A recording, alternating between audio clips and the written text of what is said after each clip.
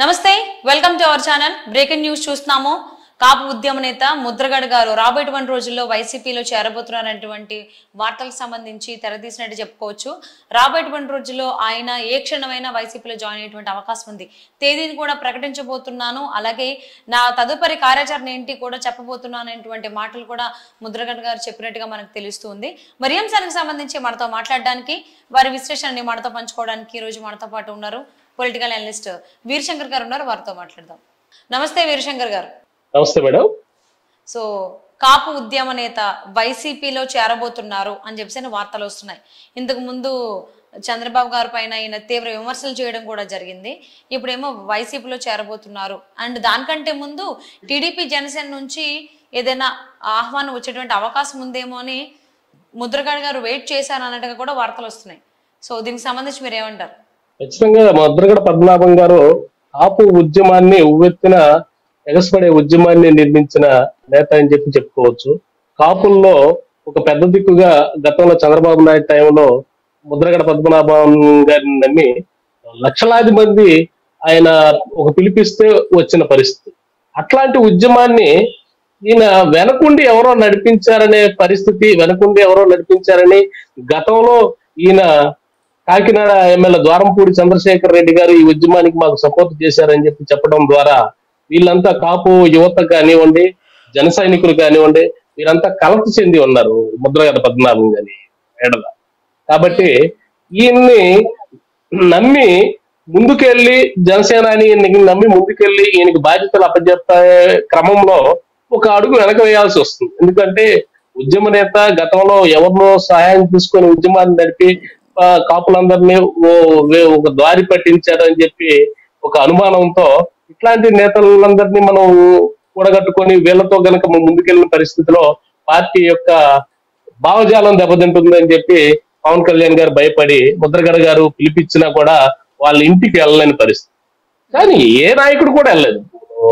Even Jaganmohan Reddy గారు కూడా ఈయన ఇంటికి వెళ్ళి ఈయన పిలవలేదు.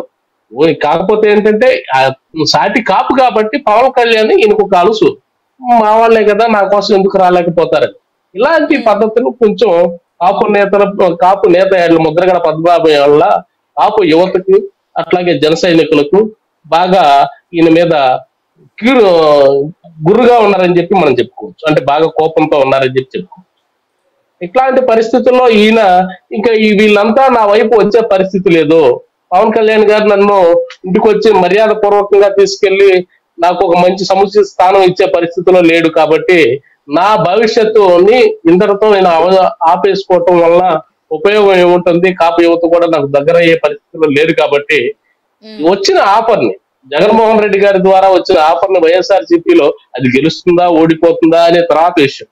ముందు అసలు ఒక పార్టీ తరఫున పోటీ చేసే అవకాశం అన్నా వస్తుందేమో అనే ఉద్దేశంతో ఈయన వెళ్తున్నారని చెప్పి అనుకోవచ్చు. కానీ మాకు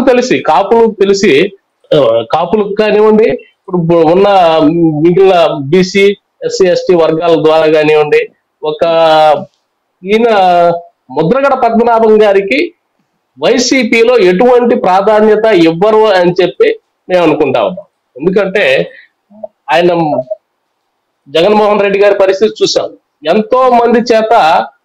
అంటే ఇంకొక మాట వీరశంకర్, రోజులు కూడా ముద్రగడ గారు టీడీపీ నుంచి కానీ జనసేన నుంచి కానీ ఏదైనా ఆహ్వానం వస్తుందేమో అని ఆశించినట్టుగా కూడా వార్తలు వస్తున్నాయి. సో ఇందులో ఎంతవరకు వాస్తవం ఉంది? వాస్తవంగా ఖచ్చితంగా ఆహ్వానం వచ్చి ఉండేదేమో. కాకపోతే ఏంటంటే ఈయన బయట పెట్టిన విధానం, ఈయన రెండు పడవల మీద కాలు పెట్టడం, ఒకళ్ళనే నమ్ముకుంటే ఖచ్చితంగా నేను పవన్ కళ్యాణ్కి బేషరతుగా మద్దతు ఇస్తున్నాను అని చెప్పి ఈయన చెప్పలేకపోవటం. జన సైనికులంతా తమ సామాజిక వర్గం అంతా జనసేన వైపు ఉండగా నేను నా సైన్యంతోనే కలిసి వెళ్తాను, నా సామాజిక వర్గంతోనే కలిసి వెళ్తాను, మేమంతా కలిసి పవన్ కళ్యాణ్ గారికి ఇచ్చిన 24 సీట్లు మేము నెగ్గించుకుంటాం, మాకు వేరే భవిష్యత్తు లేదు, నాకు ఈ సమయంలో నాకేం కావాలి అని చెప్పి ఈయన కనుక పెద్ద మాట్లాడి ఉంటే యావత్ కాపు జాతి మొత్తం ఈయన వెనకాల నడిచి ఉండేవారంటంలో ఎటువంటి సందేహం లేదు.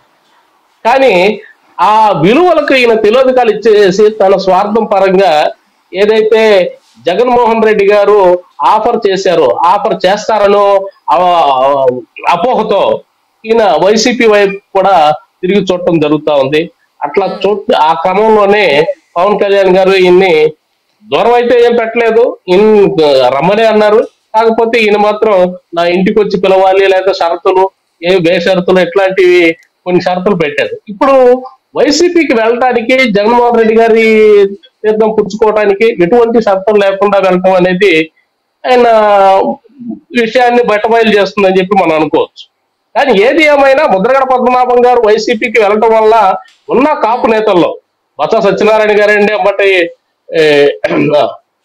రాంబాబు గారు, అట్లాగే పేరు నాని, గుడివాడ అమర్నాథ్ లాంటి కాపు వైసీపీ నేతలు ఎవరైతే ఉన్నారో వాళ్ళల్లో ఒకటిగా ఆ పార్టీలో ఉంటాడే. కానీ ఎటువంటి ఈ కాపు ఉద్యమానికి సంబంధించి ఇక కాపులకు మాత్రం ఏ ప్రాధాన్యత ఇవ్వటానికి కాపులు ఒప్పుకునే పరిస్థితిలో ఉండరని చెప్పి నేను అనుకుంటున్నాను. ఓకే, సో అంటే ఇప్పుడు ముద్రగడ గారు వైసీపీలో చేరబోతున్నారు, అది కూడా తప్పనిసరి పరిస్థితిలో చేరబోతున్నారు అనేటువంటి వాదనలు కూడా వినిపిస్తున్నాయి. ఇప్పుడు కనుక వైసీపీలోకి ముద్రగడ గారు వెళ్తే ఆయనకి జగన్మోహన్ రెడ్డి పెద్దపీట వేసేటువంటి అవకాశాలు ఉన్నాయనుకోవచ్చా? పొరపాటును కూడా ఉండదు. ఎందుకంటే ముద్రగడ పద్మనాభం గారి కన్నా ముందు పేరు నాని గారు, గుడివాడ అమర్నాథ్ గారు, లేకపోతే అంబటి రాంబాబు గారు ఇట్లాంటి వాళ్ళు ఎంతో మంది ఈయనకి బంటులుగా పవన్ కళ్యాణ్ గారిని ఎవరిని తిట్టమంటే వాళ్ళని తిట్టడం, ఎవరిని బ్లైమ్ చేయమంటే వాళ్ళని బ్లైమ్ చేయటం, ఇట్లాంటివి చేసిన వీళ్ళందరినీ కూడా వాళ్ళని ఎక్కడ ఉంచాలో అక్కడ ఉంచాలి. వాళ్ళకి మంత్రి పదవులు ఇచ్చినా కూడా ఎలాంటి ప్రాధాన్యత లేని పదవుల్ని ఇచ్చి వాళ్ళని తన కింద దాసులుగా చేసుకున్నాడు జగన్మోహన్ రెడ్డి గారు. అట్లాంటిది ముద్రగడ పద్మనాభం గారికి ఏదో గొప్ప పదవి ఇస్తాడు అనుకోవటంలో మాత్రం ఆయన అపోహ మాత్రమే. పొరపాటు కూడా ఇంతకన్నా ఈయనకు ఉన్న విలువలు దిగదార్చుకోవడం తప్పితే వైసీపీలో ఈయనకి ఎలాంటి ప్రాధాన్యత ఉండదు అని చెప్పి అందరికి తెలిసిన విషయం. అలాగే ముద్రగడ గారు ఒకటి మాట ప్రకటించారు అని చెప్పేసి అన్నారు. ఏంటంటే రాబోయే 1 రోజులు ఎప్పుడు నేను వైసీపీలో చేరుతాను అనేది తేదీ చెప్తాను, అంతేకాకుండా నా కార్యాచరణ ఏంటి అనేది కూడా నేను ప్రకటిస్తాను అనేటువంటి మాట చెప్పడం జరిగింది. సో మరి వీటిల్లో ఏమన్నా మార్పులు వచ్చేటువంటి అవకాశం ఉందనుకోవచ్చా రాబోయే 1 రోజుల్లో?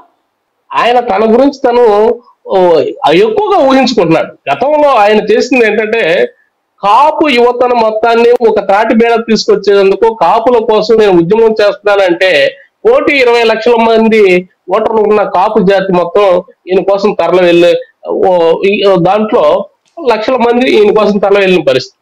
ఇట్లాంటిది ఇప్పుడు వైసీపీ కోసం నేను వస్తున్నానంటే ఈయన డబ్బు ఖర్చు పెట్టకుండా పట్టుమని 10 మంది కూడా ఈయన అంటే వచ్చే పరిస్థితి ఉండదు. ఈయన నేను కార్యాచరణ ప్రకటిస్తాను, నేను ఏదో చేస్తాను అంటే నమ్మటానికి ఆయనకి ఎట్లా, మరి ఆయన ఏమో ఊహించుకుంటున్నాడు కానీ తన గురించి తాను అంత అవకాశం అయితే అక్కడ లేదు.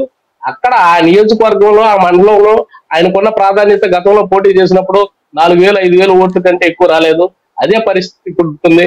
కాబట్టి ఈయన పెద్ద కార్యాచరణ ప్రకటించేది వైసీపీలో చేరితే ఈయన పరిస్థితి ఈ అంబటి రాంబాబు గారు, పేరు నాని గారి పరిస్థితి లాగే ఉంటుంది. కానీ ఈయన కాపు నాయకుడిగా ఈయన ఉండటం వేరు, వైసీపీలో ఒక వైసీపీ అభ్యర్థిగా ఉండటం వేరు అనేది ముద్రగడ పద్మనాభం గారు తెలుసుకోవాల్సి ఉంటుందని చెప్పి నేను అనుకుంటున్నాను. సో ఏదైతేనేమి కానీ ముద్రగడ గారు అయితే వైసీపీలో చేరేటువంటి తేదీ ఏంటి, అలాగే కార్యాచరణ ఏంటి కూడా ప్రకటిస్తానని చెప్పడం జరిగింది. మరి వీటిలో ఏమైనా మార్పులు చేర్పులు వచ్చేటువంటి అవకాశం ఉందా? వైసీపీలో చేరిన తర్వాత ముద్రగడ గారికి అంత ఇంపార్టెన్స్ జగన్మోహన్ రెడ్డి ఇస్తారనేది చూద్దామండి. And thank you so much Veerashankar గారు.